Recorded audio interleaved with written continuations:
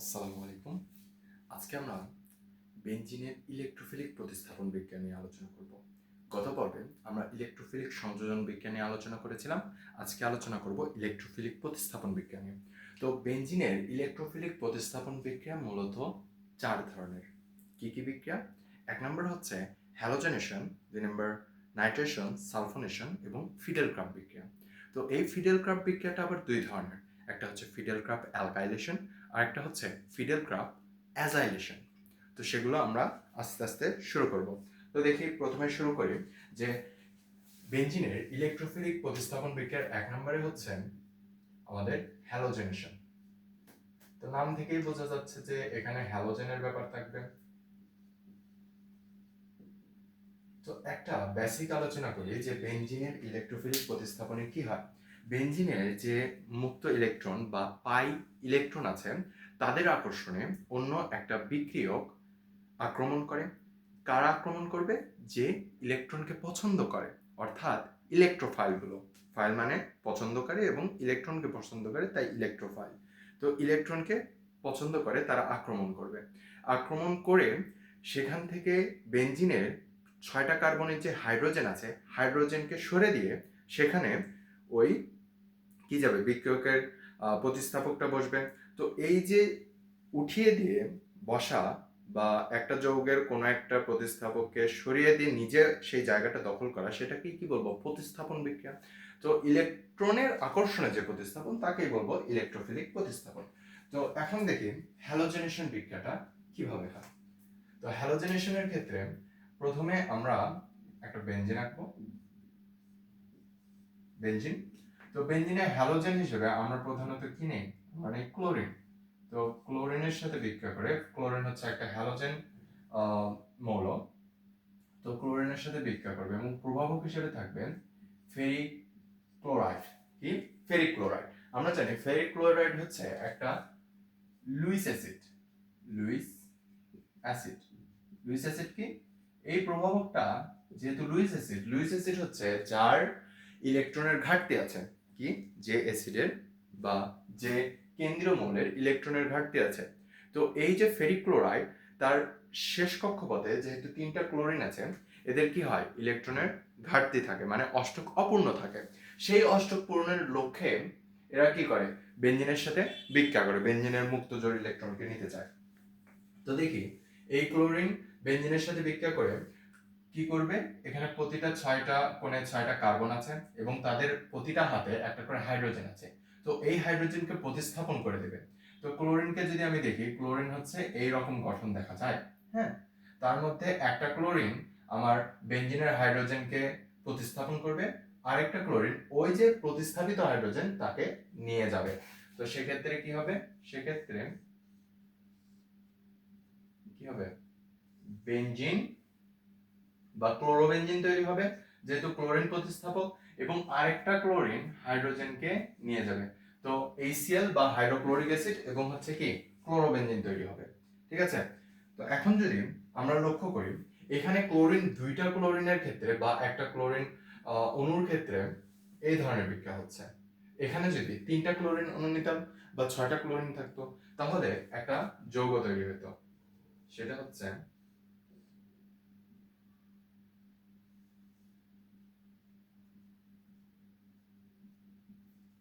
6টা কার্বনে 6টা হাইড্রোজেন প্রতিস্থাপিত হয়ে ক্লোরিন বসতো। তাহলে এই যৌগটার নাম কি? এই যৌগটার নাম হচ্ছে হেক্সা ক্লোরোবেনজিন। তো এখানে যেহেতু 6টা ক্লোরিন আছে তাই এটার নাম কি? হেক্সা ক্লোরোবেনজিন। হেক্সা ক্লোরোবেনজিন। তো হেক্সা ক্লোরোবেনজিন পূর্বে ফাঙ্গিসাইড বা ছত্রাকনাশক হিসেবে জমিতে ব্যবহার করা হতো। বিভিন্ন উদ্ভিদের ছত্রাকনাশক বা ফাঙ্গিসাইড হিসেবে ব্যবহার করা হতো। তো পরে গবেষণা করে দেখা গেছে যে এই হেক্সাক্লোরোবেনজিন সেটা মানুষের যদি কোনোভাবে দেহে যায় তাহলে মানুষের লিভার, কিডনি এগুলোর ক্ষতি করে। তাই পরে গবেষকরা বা পরে বলা হয়েছে যে হেক্সাক্লোরোবেনজিন ফাঙ্গিসাইড হিসেবে ব্যবহার করা যাবে না। তো এই যৌগটার নাম কি? হেক্সাক্লোরোবেনজিন। তারপর যদি তো এবার আমরা আলোচনা করব নাইট্রেশন বিক্রিয়া। বেঞ্জিনের আরেকটা ইলেকট্রোফিলিক প্রতিস্থাপন হচ্ছে নাইট্রেশন। তো নাইট্রেশনের ক্ষেত্রে কি হয় দেখো, নাইট্রেশনের ক্ষেত্রে এই যে বেঞ্জিন এবার বিক্রিয়া দেবে নাইট্রিক অ্যাসিডের সাথে HNO3, এটা কি নাইট্রিক অ্যাসিড। তো এখানে যে আমাদের প্রভাবক হিসেবে থাকবে হচ্ছে সালফিউরিক অ্যাসিড, একটা নিরোধক পদার্থ সালফিউরিক অ্যাসিড, এবং এইটা অবশ্যই হতে হবে তীব্র এবং এই যে নাইট্রিক অ্যাসিড এটাও হতে হবে কি গাঢ়। তো এটা তীব্র অ্যাসিড হতে হবে, ঠিক আছে, H2SO4 তীব্র অ্যাসিড হতে হবে এবং এটাকে 60 ডিগ্রি সেলসিয়াস তাপমাত্রায় উত্তপ্ত করতে হবে। তো এই ক্ষেত্রে কি হবে, একটা বেসিক জিনিস আলোচনা করি তোমাদের, যে দেখো একই বিক্রিয়ার মধ্যে দুইটা বিক্রিয়ক বা প্রভাবক, দুইটা অ্যাসিড আছে।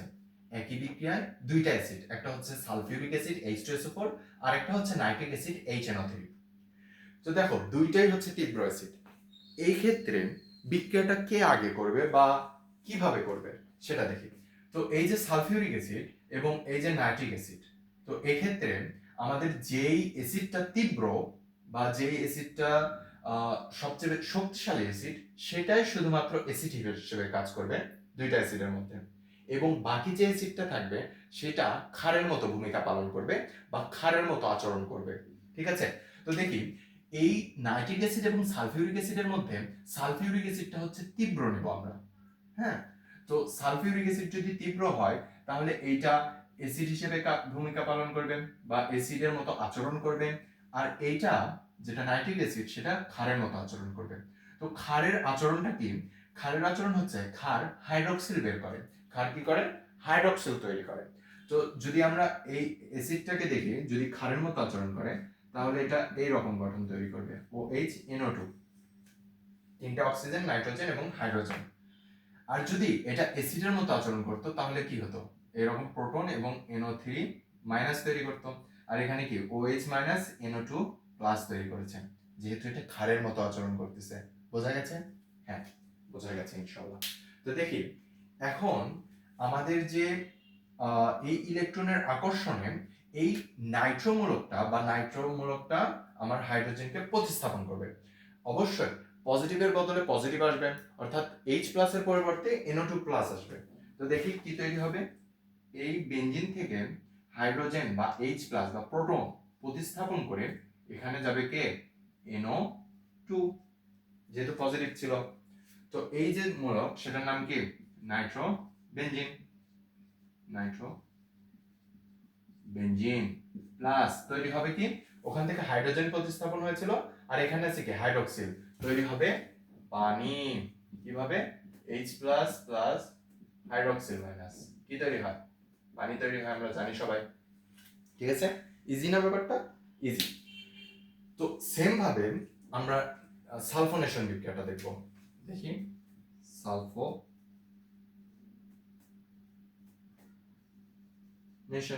সালফোনেশনে কি হবে, সালফোনেশনে কি হবে দেখি। তো দেখো এই হচ্ছে আমাদের বেঞ্জিন, তার মধ্যে আমরা নেব সালফিউরিক অ্যাসিড H2SO4, সালফিউরিক অ্যাসিডের সাথে বিক্রিয়া দেব এবং প্রভাবক হিসেবে থাকবে সালফার ট্রাইঅক্সাইড। কে থাকবে, সালফার ট্রাইঅক্সাইড। এবং সালফার ট্রাইঅক্সাইডের কি হবে, কেমন হবে বলো তো, গাঢ় হবে। এখানে যত অ্যাসিডই নেব সেগুলো সব কেমন হতে হবে, গাঢ় হতে হবে, বুঝছো। গাঢ় আর তীব্র কিন্তু এক জিনিস না, গাঢ় হতে হবে। এখন আমরা সব সময় প্রভাবক হিসেবে যেই অ্যাসিডটা নেব সেটাকে সব সময় তীব্র অ্যাসিড ধরবো। এটা কেমন হবে, এটা হচ্ছে তীব্র অ্যাসিড। তো আগেও বলেছি এখনো বলছি যে দুইটা অ্যাসিড যদি একই বিক্রিয়ায় থাকে তাহলে যেটা বেশি তীব্র সেটা অ্যাসিডের মতো আচরণ করবে এবং যেটা কম তীব্র সেটা ক্ষারের মতো আচরণ করবে। তো ক্ষারের মতো আচরণ করলে সেটা হাইড্রক্সিল উৎপন্ন করবে, অ্যাসিডের মতো আচরণ করলে সেটা প্রোটন বা H প্লাস উৎপন্ন করবে। তো সেক্ষেত্রে এই যে H2SO4, যেহেতু এখানে তীব্র অ্যাসিড হচ্ছে সালফার ট্রাইঅক্সাইড, তাহলে এইটা হচ্ছে দুর্বল, তাহলে এই অ্যাসিডটা আমার ক্ষারের মতো আচরণ করবে। তো H2SO4 কিভাবে ভাঙবে, OH মাইনাস প্লাস কি তৈরি করবে, SO3H, তাই না, SO3H প্লাস তৈরি করবে। দেখো সালফার হাইড্রোজেন 2টা, সালফার 1টা, অক্সিজেন 4টা, তো হয়ে গেছে। তাহলে এই রকম ভাবে ভাঙবে। তো এখন দেখো এটা হচ্ছে পজিটিভ, পজিটিভটা হাইড্রোজেন যেটা পজিটিভ সেটাকে প্রতিস্থাপন করে নিয়ে যাবে এবং H প্লাস হাইড্রোক্সিলের সাথে বিক্রিয়া করে পানি তৈরি করবে। আমরা তো বুঝতে পারছি তাই না? তো দেখি, এই হচ্ছে বেনজিন। বেনজিনের যে মাথায় হাইড্রোজেনটা ছিল সেটা প্রতিস্থাপন করে নিয়ে যাবে সালফোনিক মূল SO3H, SO3H প্লাস এই যে হাইড্রোক্সিল সেটা H এর সাথে বা H প্লাস এর সাথে বিক্রিয়া করে কি তৈরি করবে? পানি তৈরি করবে। এবার এই যে যৌগ তৈরি হলো সেটার নাম হচ্ছে বেনজিন সালফোনিক অ্যাসিড। বেনজিন কি? Sulphonic acid.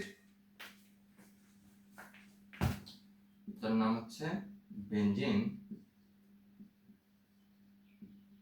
Sulphonic acid. বোঝা গেছে? এখন একটা জিনিস যেটা মিসিং হয়েছে সেটা হচ্ছে যে সালফিউরিক অ্যাসিডটা ব্যবহার করেছি সেটা অবশ্যই হতে হবে ধূমায়মান সালফিউরিক অ্যাসিড। কি সালফিউরিক অ্যাসিড? ধূমায়মান সালফিউরিক অ্যাসিড। ধূমায়মান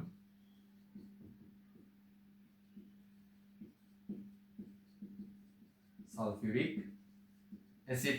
আশা করি বুঝতে পেরেছো, ধূমায়মান সালফিউরিক অ্যাসিড। তো আরেকবার যদি রিক্যাপ করি, সালফোনেশনের ক্ষেত্রে বেনজিন সালফিউরিক অ্যাসিডের সাথে বিক্রিয়া করবে এবং প্রভাবক হিসেবে সালফার ট্রাইঅক্সাইড লাগবে। বিক্রিয়া করে সালফার ট্রাইঅক্সাইড যেহেতু তীব্র অ্যাসিড তাহলে এটা দুর্বল অ্যাসিড। দুর্বল অ্যাসিড ক্ষারের মতো আচরণ করবে, হাইড্রোক্সিল তৈরি করবে এবং সালফোনিক মূলক তৈরি করবে। তো হাইড্রোক্সিল H প্লাস এর সাথে বিক্রিয়া করে পানি তৈরি করবে এবং এই যে পজিটিভ H প্লাস এর জায়গায় প্রতিস্থাপিত হয়ে বেনজিন সালফোনিক অ্যাসিড তৈরি করবে। আশা করি বুঝতে পেরেছো। এর পরের বিক্রিয়াটা হচ্ছে আমাদের ফিডেল ক্রাফট বিক্রিয়া। তো এই যে ফিডেল ক্রাফট বিক্রিয়া, ফিডেল ক্রাফট বিক্রিয়া হয় হচ্ছে দুই রকম। ফিডেল ক্রাফট বিক্রিয়া কয় রকম? দুই রকম। এক নম্বর হচ্ছে অ্যালকাইলেশন বা ফিডেল ক্রাফট অ্যালকাইলেশন, শর্টকাটে যদি লিখি অ্যালকাইলেশন, আর দুই নম্বরটা হচ্ছে অ্যাজাইলেশন।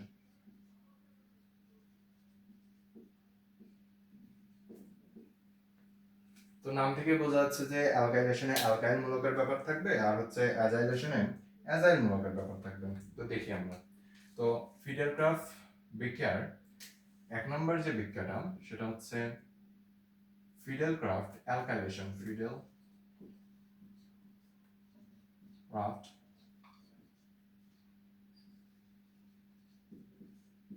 অ্যালকাইলেশন। তো ফিডেল ক্রাফট অ্যালকাইলেশনে কি হবে দেখো। ফিডেল ক্রাফট অ্যালকাইলেশনে এই হচ্ছে বেনজিন, বেনজিনের সাথে বিক্রিয়া করবে অ্যালকাইল হ্যালাইড। কি বিক্রিয়া করবে? Alkyl halide. তো অ্যালকাইল যদি হ্যালাইড বিক্রিয়া করে তাহলে কি উৎপন্ন হবে? এবং যে আমাদের প্রভাবক হিসেবে ব্যবহৃত হবে আরেকটা Luis acid, aluminium chloride, aluminium trichloride বা অ্যালুমিনিয়াম ট্রাইক্লোরাইড। ঠিক আছে? এবং অ্যালুমিনিয়াম ট্রাইক্লোরাইডটা হতে হবে অবশ্যই শুষ্ক, শুষ্ক বা এটাকে বলতে পারি অনার্দ্র, অনার্দ্র অ্যালুমিনিয়াম ট্রাইক্লোরাইড। বিক্রিয়া করে দেখো এই হ্যালাইড হয় নেগেটিভ আর অ্যালকাইল হয় পজিটিভ। তাহলে পজিটিভ পজিটিভকে মানে প্রতিস্থাপন করবে। তো পজিটিভ আছে এখানে হাইড্রোজেন প্রতিস্থাপককে প্রতিস্থাপন করবে, প্রতিস্থাপন করে অ্যালকাইল মূলকটা বসবে। তো এখানে কি হবে?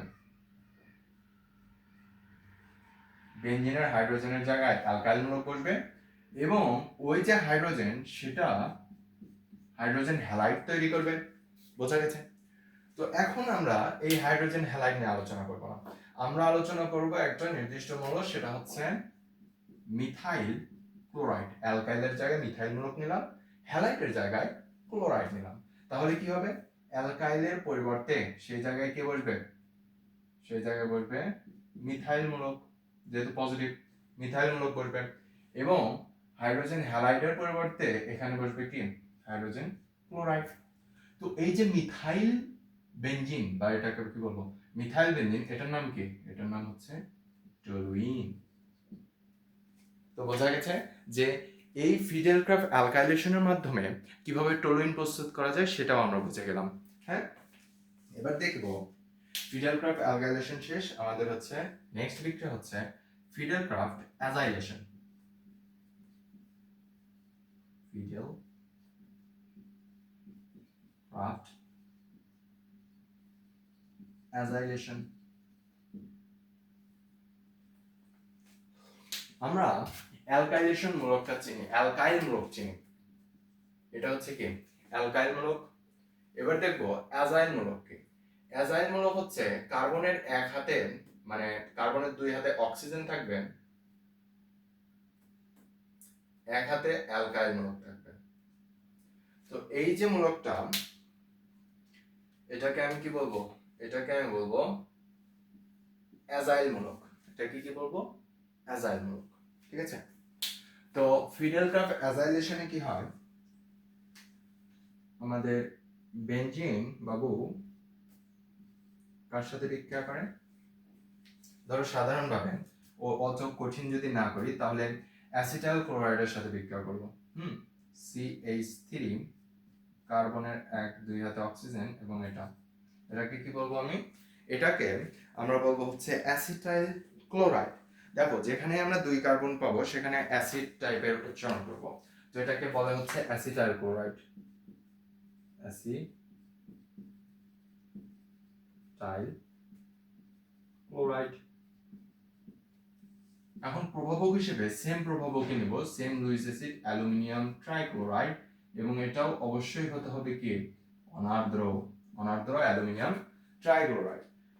তো অ্যাসিটাইল ক্লোরাইডটা কিভাবে ভাঙবে দেখো, এখানে এই ইলেকট্রনটা এটা হচ্ছে ডেল নেগেটিভ, এটা হচ্ছে ডেল পজিটিভ। আমাদের কার্বন এবং ক্লোরাইডের মধ্যে ক্লোরিনের তড়িৎ ঋণাত্মকতা বেশি, তাই ক্লোরিন হবে নেগেটিভ আর কার্বন হবে পজিটিভ। তো পজিটিভটা অবশ্যই হাইড্রোজেনকে প্রতিস্থাপন করবে। তো প্রতিস্থাপন করলে কেমন হবে, এই হচ্ছে বেনজিন, বেনজিনের হাতে চলে যাবে কার্বন যেটা হচ্ছে পজিটিভ, এই অংশটা দেখাই ভালো করে, এই যে এইটুক পোরশন চলে যাবে হচ্ছে বেনজিনের মাথায়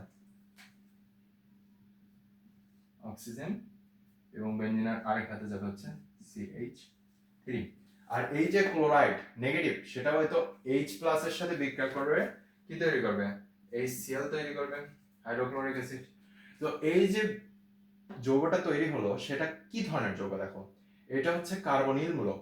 কার্বনিল মূলক কি আরেকবার যদি ব্যাখ্যা দেই, কার্বনের দুই হাতে অক্সিজেন এবং দুই হাত খালি, সেই এই মূলকটাকে আমি কি বলবো, কার্বনিল মূলক বলবো। এই কার্বনিল মূলকের যদি দুই পাশেই অ্যালকাইল জাতীয় যৌগ বা অ্যারাইল জাতীয় যৌগ থাকে, মানে এক হাতেও যদি হাইড্রোজেন না থাকে তাহলে এটা কি হিসেবে কাজ করে, কিটোন হিসেবে কাজ করে। তো সেই হিসেবে কিটোনের নামকরণ কেমনে উচ্চারণ হয়, শেষে ওন যুক্ত করে উচ্চারণ হয়। তো যেহেতু এখানে দুই কার্বন তাই এটার নাম হচ্ছে অ্যাসিটোফেনন, এবং এটা হচ্ছে ফিনাইল মূলক। তো দেখো দুই কার্বন অ্যাসিটো, এবং যেহেতু ফিনাইল মূলক ফেন, এবং যেহেতু এটা কিটোন তাই ওন, তাহলে অ্যাসিটোফেনন এই যৌগের নাম কি, অ্যাসিটোফেনন। তো দেখা গেল যে ফিডেল ক্রাফট বিক্রিয়ার মাধ্যমে কিভাবে বেনজিন থেকে অ্যাসিটোফেনন তৈরি করা যায়, আর ফিডেল ক্রাফট অ্যালকাইলেশনের মাধ্যমে কিভাবে বেনজিন থেকে টলুইন প্রস্তুত করা যায়। তো এই দুইটা বিক্রিয়া খুবই ইম্পর্টেন্ট। আমাদের পূর্বের যে বিক্রিয়াগুলো ছিল ইলেকট্রোফিলিক প্রতিস্থাপনের বেনজিনের, সেগুলো অনেক ইম্পর্টেন্ট। তো আজকে আমরা বেনজিনের যে রাসায়নিক ধর্ম ছিল সেগুলো শেষ করলাম। এর পরের ক্লাসে আমরা হয়তো টলুইন নিয়ে আলোচনা করব ইনশাআল্লাহ। আসসালামু আলাইকুম।